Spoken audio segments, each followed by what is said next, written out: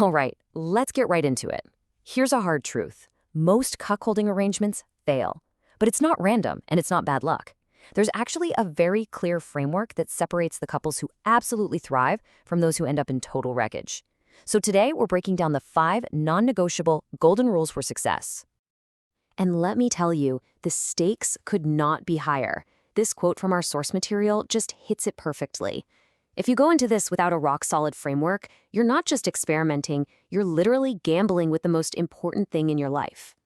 So, that's the big question, isn't it? How do you actually navigate this incredibly complex, emotionally charged dynamic? Well, the answer is in a set of rules. Rules that are specifically designed to diffuse the landmines before you step on them. Think of what we're about to go through as your essential survival guide. Okay, first things first, let's start with the absolute bedrock of the entire structure. This first section is all about the single most important rule. Get this one wrong, and I'm telling you, nothing else you do is going to matter. And here it is, rule number 1. It sounds so simple, right? Almost obvious. But this is the rule that gets broken most often and with the most catastrophic results. Every single decision, every interaction, every thought has to serve and strengthen the bond between the two of you first. The second that flips, you are in the danger zone. Now, why is rule number 1 so critical? Well, it comes down to some really deep psychology. There's this phenomenon called attachment transfer. See, we're all wired for pair bonding. It's evolutionary. But here's the catch. We have a limited capacity for that deep emotional connection. So when that energy starts shifting to a new person, even a little bit, it has to be pulled from somewhere. And that somewhere is almost always the primary relationship. It's like a silent leak that erodes your foundation until the whole thing collapses. So how do you actually enforce this? It's not about good intentions. It's about having concrete, non-negotiable protocols. This slide lays out 3 of the most important ones. First, a transparent hierarchy. You have to explicitly define what the two of you get that no one else does. Second, reconnection rituals. This is mandatory. Dedicated time, just the two of you after every single encounter to process and reconnect. And third, unanimous decisions. If one person feels even a little bit uncomfortable, it's a full stop. No arguments, no debate, end of story. Okay, so once you've built that foundation, we can move on to our next section, the rules for safe, day-to-day operation. This is all about how you manage the ongoing dynamic with total integrity. No secrets, no coercion. Golden rule number 2 is total transparency. And listen, this goes way beyond just not lying.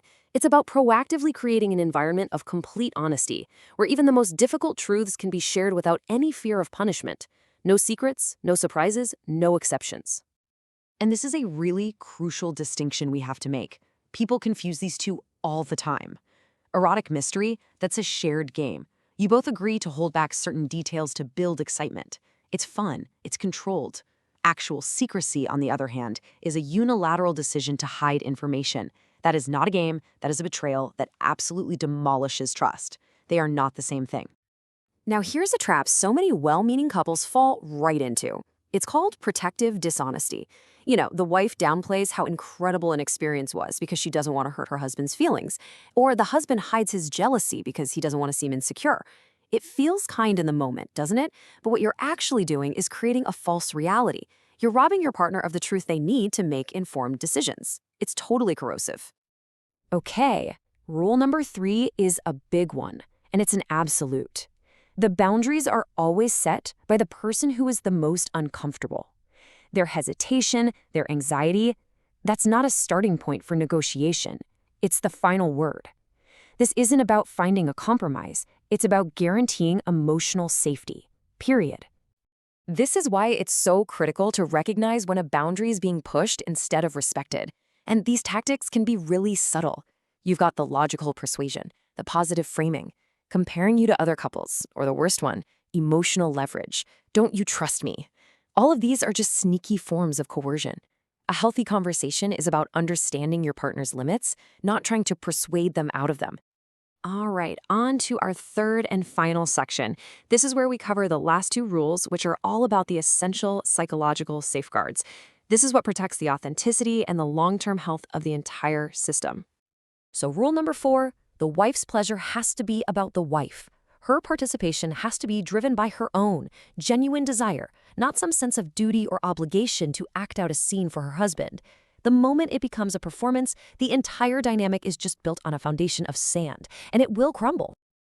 And this slide breaks it down so perfectly. You see, a healthy dynamic runs on two types of desire. Primary desire, which is genuine attraction to the third, and secondary desire, which is the arousal that comes from the whole dynamic itself. Both are good. The one you have to watch out for is performed desire. That's when she's faking it, putting on a show for her husband. That is emotionally exhausting, and it always leads to deep resentment. And this right here, this is the red flag phrase. The moment a wife starts saying, or even just thinking, I'm doing this for him, you know there's a problem. That signals a huge shift from authentic enjoyment to pure obligation. The healthy version is, I'm enjoying this for myself, and I love that he enjoys it too. That's a world of difference. And that brings us to our final rule, the one that almost every couple wants to avoid talking about. You absolutely 100% must have an exit plan, a pre-agreed upon way to pause or completely stop the lifestyle. Look, thinking about this isn't inviting failure. It's installing a seatbelt. You hope you never need it, but it's what saves you when things go horribly wrong. A good exit plan has to be dead simple and absolute, something like this emergency pause protocol. Either of you can use a safe word or a signal, and the second it's used, everything stops. All activities, all communication, everything. There are no questions, no debate. The pause is absolute. You figure out the why later, after the immediate crisis is contained. Take a good look at this number. 1. That's how many people it takes to hit the emergency brake. Just 1. This is not a democracy. It's not a negotiation. If one person's emotional safety is on the line, the lifestyle has to take a backseat. The discussion is over. The well-being of the individuals in the relationship always comes first. So, let's tie all of this together. We've gone through 5 heavy-duty rules. What's the common thread here? What's the one quality that truly separates the successful couples from the ones who crash and burn? It all comes down to one word: intentionality. Successful couples don't just luck into a healthy dynamic. They build it. They design it, piece by piece, through constant communication, brutal honesty, and disciplined, continuous work. They don't treat this like a casual fantasy. They treat it like a serious practice. And this final chart really just lays it all out, plain and simple. You've got 2 paths, 2 possible outcomes. Without these rules, you're looking at broken trust, emotional trauma, and probably the end of your relationship. But with them, you have the potential for deeper intimacy, more honest communication, and a stronger bond than you ever thought possible. The difference isn't luck, it's discipline. So we'll end with this question for you to really think about. This lifestyle is an amplifier. It takes whatever is already in your relationship, the good and the bad, and turns up the volume to 11. It requires a level of focus and intentionality that most relationships never even have to touch. So the real question is yours built for that challenge?